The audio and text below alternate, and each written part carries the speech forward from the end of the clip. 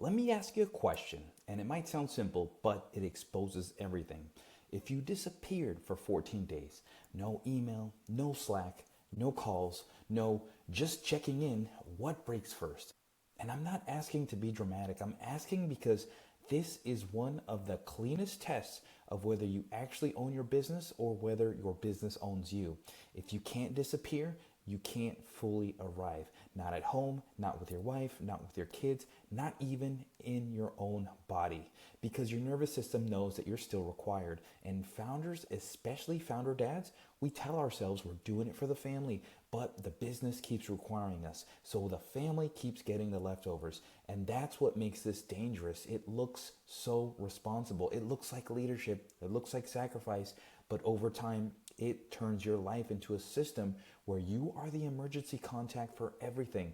And if you are the emergency contact for everything, you cannot be present for anything.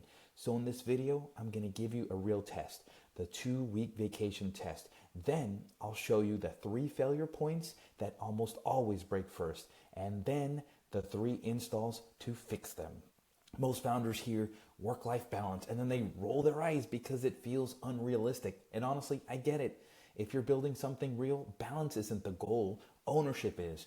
Ownership means the business can move without your constant presence. Because here's what's actually happening for most founders. You're not overworked because you're lazy with time.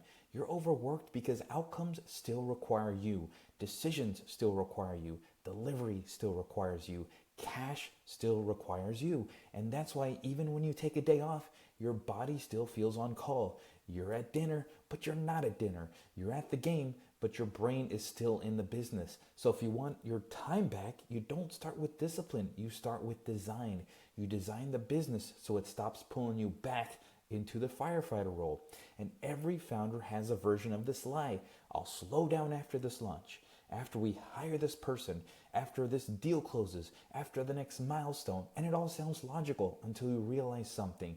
There's always another milestone. There's always another launch. There's always another fire. So later becomes a moving target that never arrives. And what happens at home is subtle.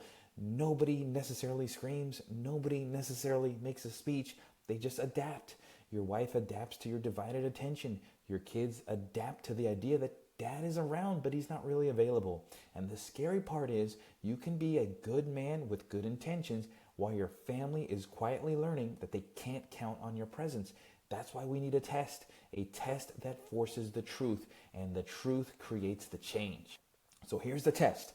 Imagine you leave for 14 days. Not a fake vacation where you're still checking messages, a real one. You are unreachable except for a true emergency. So what breaks?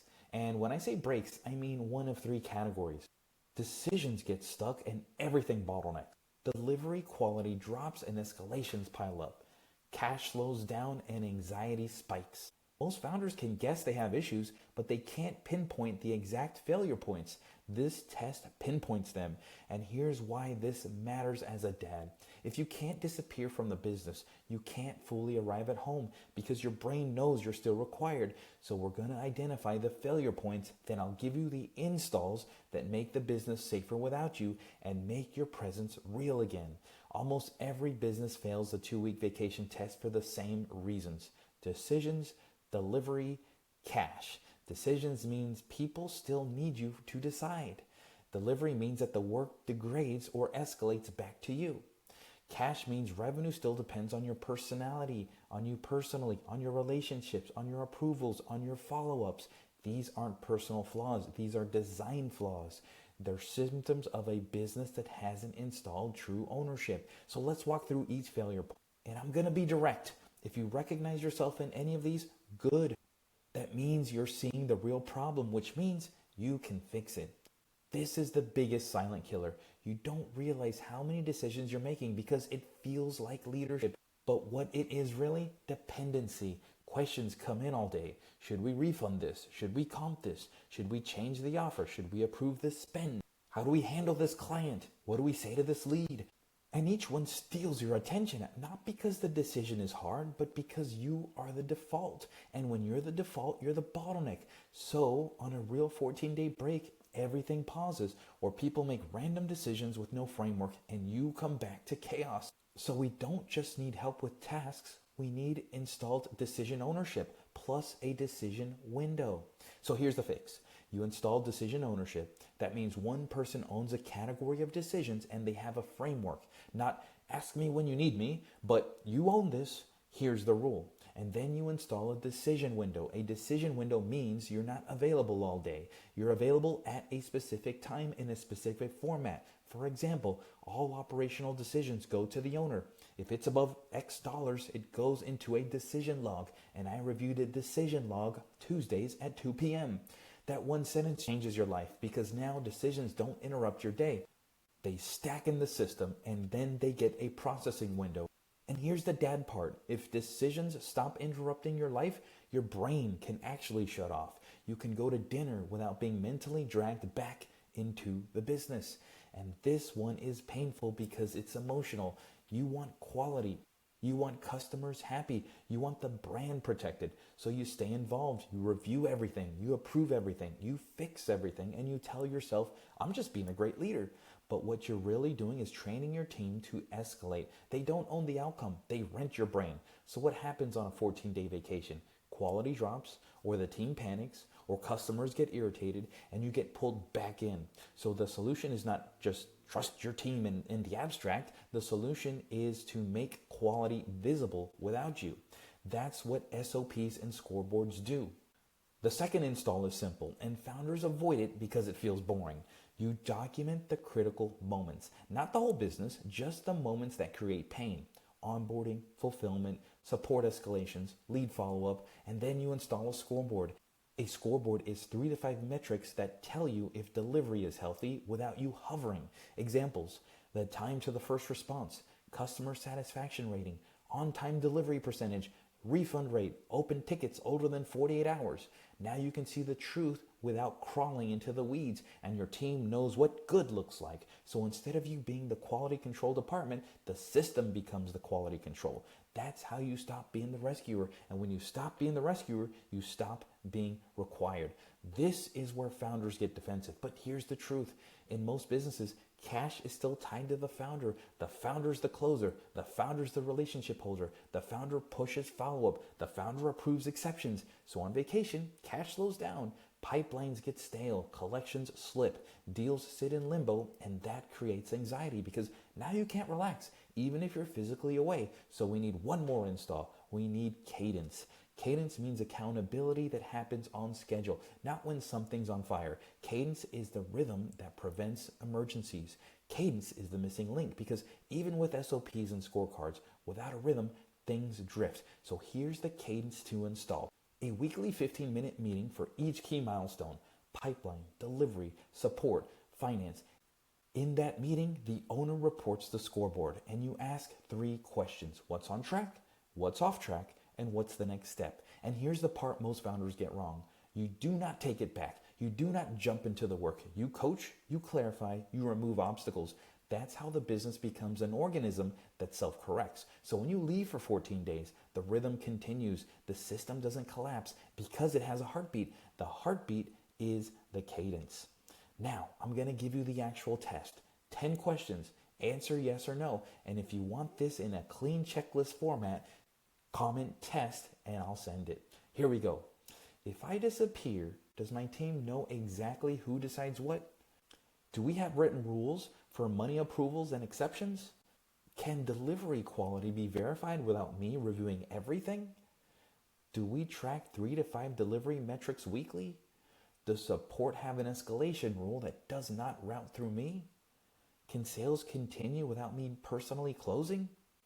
Do we have a weekly operations scoreboard? Does each scoreboard have a named owner? Do we have a weekly cadence where owners report and resolve issues? Now, if you answered no to more than 3, you already know why you can't unplug. Now let's score it. 0 to 2 no's is green. That means your business is close to being owner-led. Your move is to tighten decision rights and expand your scoreboards. 3 to 5 no's is yellow. That means the business works, but it still requires your nervous system. Your move is to pick one outcome and install an owner, scoreboard, and cadence.